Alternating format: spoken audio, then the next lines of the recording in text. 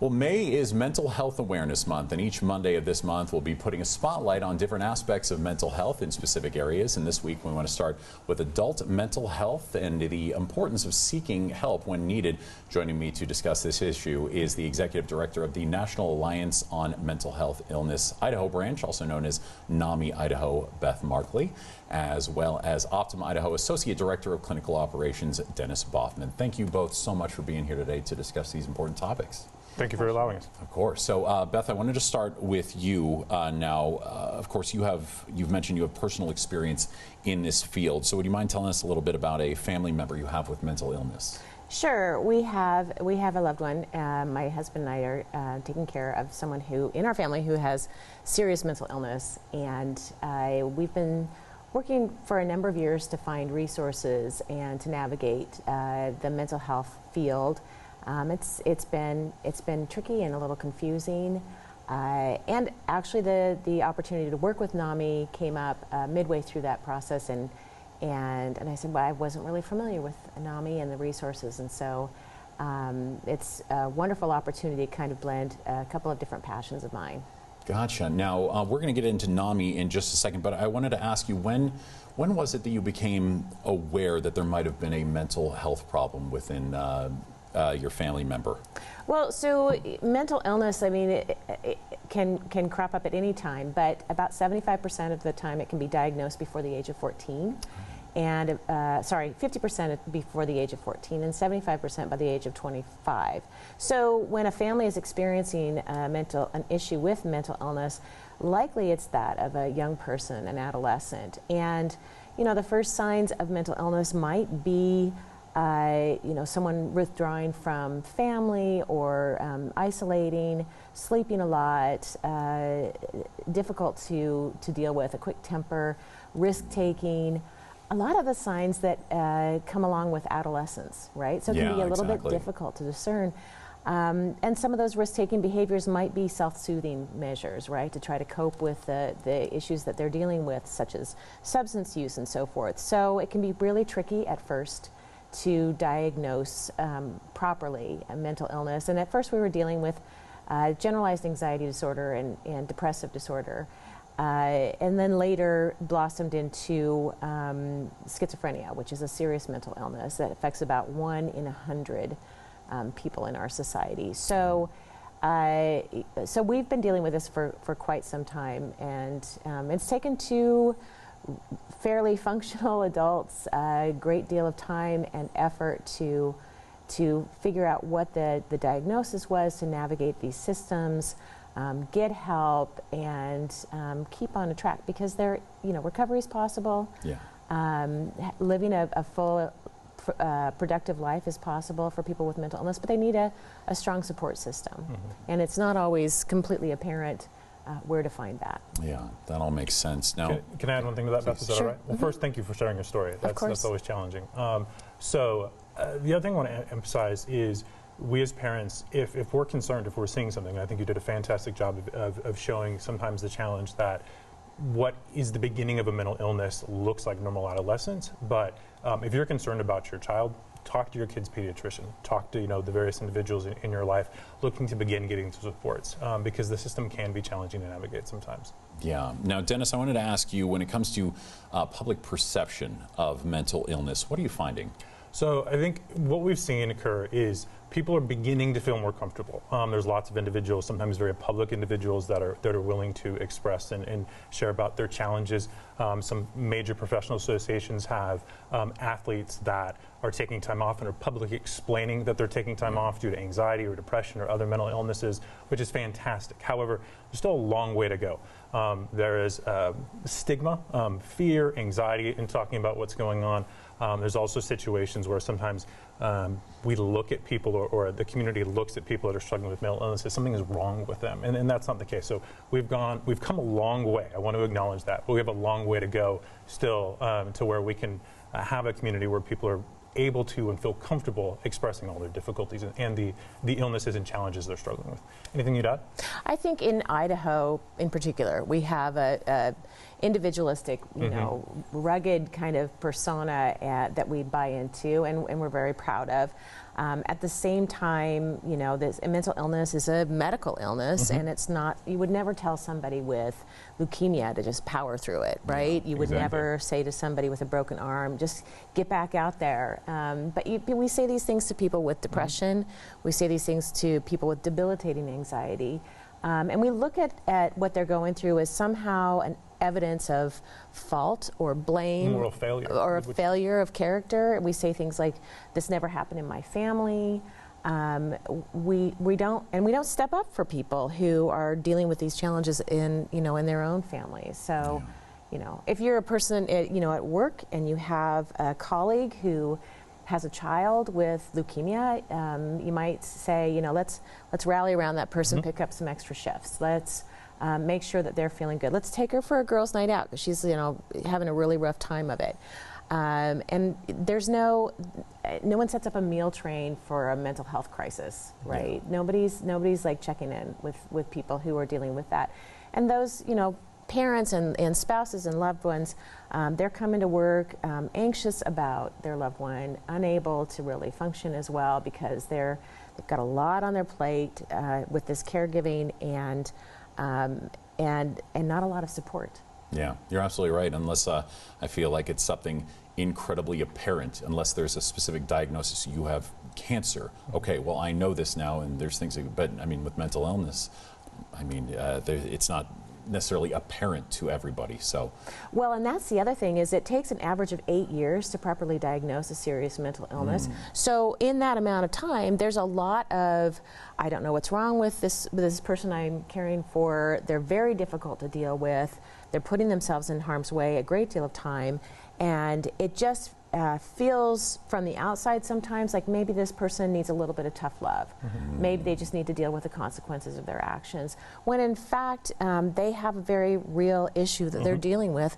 And sometimes when they don't get that kind of support, they're also coping with substance use. So you know, substance use disorder is something that is co-occurring with a lot of mental health issues because a person is simply not able to find the resources that they need to adequately cope. They're trying to soothe, kind of deal with all the stress and challenge they're having. And I think to add to that point too, you know, as individuals are going through the experience of trying to find the right diagnosis, trying to find the right treatment, there's often a lot of treatment failure in the wrong therapy, the wrong medication, the wrong program, and that can add to that additional stress. And like, you know, we're trying, and nothing is working, and can kind of really create a sense of hopelessness and a sense of, you know, it'll never get better, which is not the case. Recovery can happen. People can get better, which is really why I'm excited to hear about all the resources you guys have. Sure. Yeah.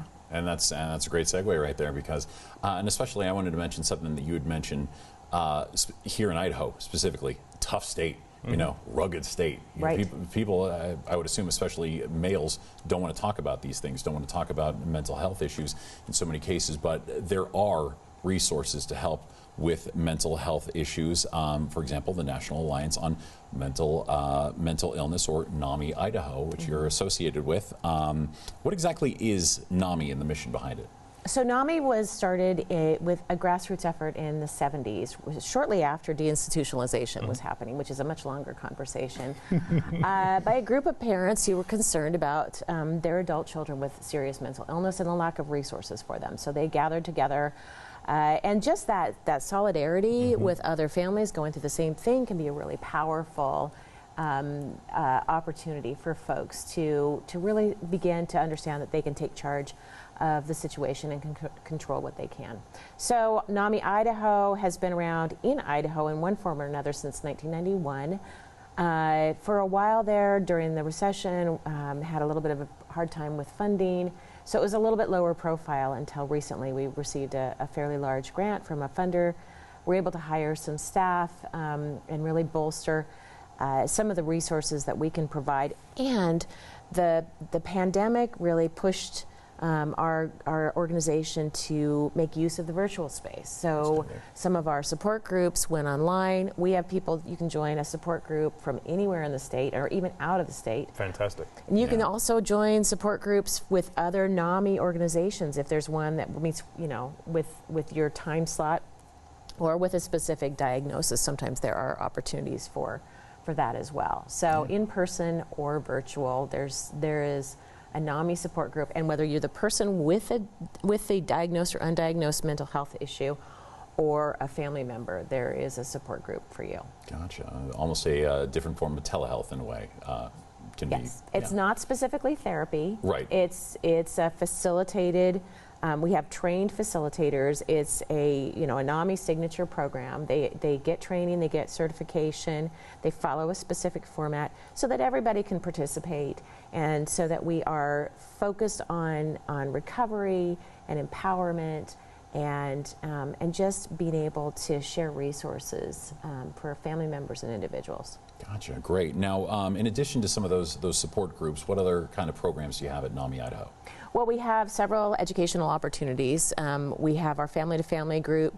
It's an 8-week session that is specifically for family members with loved ones with mental health, diagnosed or undiagnosed. Family Basics is specifically for families with people under 20 years old who are dealing with mental illness.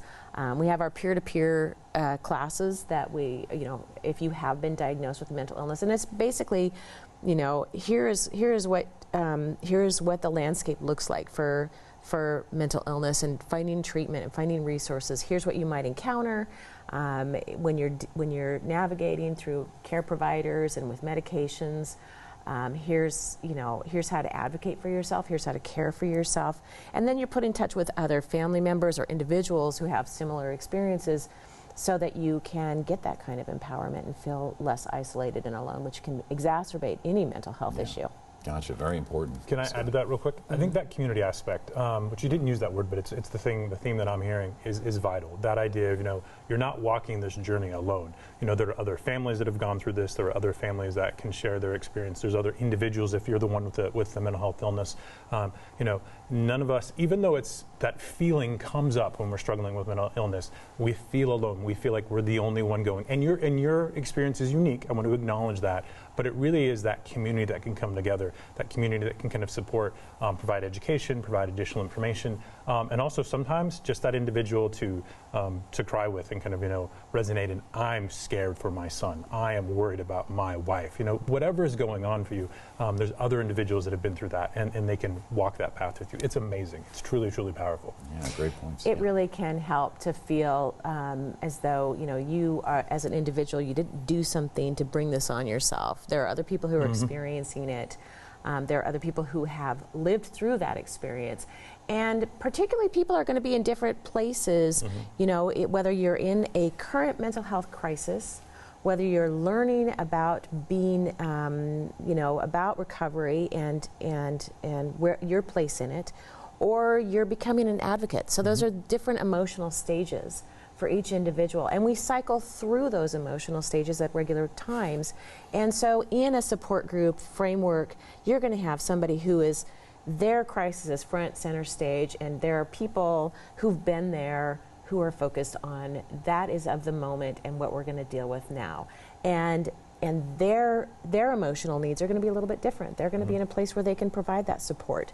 And I can tell you, whether you're a family member or an individual, it's life-saving. Yeah, that's so important. I think just the phrase, "you are not alone," is so huge for mental health. That's why we have mental health awareness month, so that we can shine a spotlight on this for people who are struggling and for the people who support them. Yeah, and on that note, how about the best way to get in touch with the people of NAMI Idaho so they or a family member can get help? Well, we are decentralized. We have staff and volunteers who work from the comfort of their own homes, and so we're throughout the state. The best way to get in touch with us is through our website, NAMIidaho.org. NAMI. NAMIidaho.org. And then we have a calendar page that has all of the support groups and opportunities, classes, and things that we have. And each of those, you click through on those, and you can find out when they meet, how they meet, who the facilitators are, how to get in touch directly with the facilitators. All of those opportunities are free. They don't require any registration. And you can pop in at a moment's notice. And then also there's a contact page, which if you fill out the form, that comes directly to me. I answer 3 to 4 of those emails a day, and they're generally emails from families who are in one stage of a crisis or another. What do I do next? And that's the biggest question I have. So those are the resources that we can offer. Such a great resource there. And I wanted to ask about just other options, or maybe ideas, Dennis, for people that are looking for help with their mental health. So I think when individuals are looking for resources, I want to again emphasize being able to access NAMI. You've also got general community resources. So talk to your pastor, your minister, your rabbi. Talk to your doctor. If you happen to know of other individuals in your community that have access resources, that's always great. Also in our state, you can call 211. If you're in that crisis, you can call 988. And then obviously, you can always go to OptumIdaho.com, and we've got resources there, and also information about how to contact those other resources as well.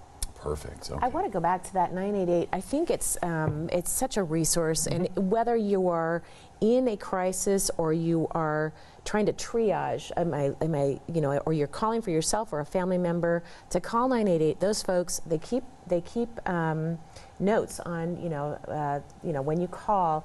And the last time we talked to you, your son was doing this. Are we seeing a progression in this? They can help you, put you in touch with mobile crisis unit, or direct you to, is this a time for you to go to emergency room? Or just if you just want to talk and you just need to get, you need somebody who will listen. You don't have to be feeling, thinking thoughts about suicide or feeling like suicidal ideation. You can be just in a place where you just need that supportive ear, and it's just a wonderful resource. And statewide, it's free, and they will address what your needs are according to the community that you're in and what the resources are there. And there's no charge for that too. I think I want to emphasize that too. It's important. Sometimes individuals, when we're struggling with an illness, whether it be physical or behavioral, mental health, we can be like, well, I don't have money to pay for that. 988 is a resource you don't have to pay for. Great, very important to know there. And just going back to that phrase, you are not alone, certainly helps with that. Great. Okay, well, on the first Monday of May, which is Mental Health Awareness Month, is there anything else either of you want to add about adult mental health today? I think, take advantage of those opportunities to let people know truly that they're not alone. If you have a work environment where you can invite someone to speak, to talk about stigma and mental illness, you can reach out to me or to other resources. There are folks who will come in and talk to your organization about the resources. You can get involved in any number of community activities. NAMI has an event coming up, NAMI Walks, on May 20th, where you can join us for free and have a great 5K walk on the Greenbelt, and that information is at the same NAMIidaho.org website. But take this as a call to action, and be there for somebody who may be struggling, and also recognize, if you're struggling, that there are resources out there and that you are truly not alone. Yeah. I think the only thing I'd add to that is, and we mentioned it earlier, is recovery is possible. So, when we're feeling anxious, when we're feeling sad, when we're feeling down, when we're feeling suicidal, when our mood is fluctuating a lot, can feel very scary, can feel very alone. And we've already talked and emphasized that you're not alone. There's resources. But in addition to that, recovery is possible. People can get better. Treatment does work, and we want to encourage people to take advantage of those resources. Perfect. All right. Well, thank you both. And joining me today to discuss mental health issues has been the Executive Director of the National Alliance on Mental Illness Idaho branch, Beth Markley, as well as Optum Idaho Associate Director of what was it? Clinical. It's a Director of Clinical Operations. There it is. Thank you, sir. No problem. Dennis Baughman. Thank you both so much for your time and the wonderful insight. Thanks for the opportunity. Thank you for the opportunity.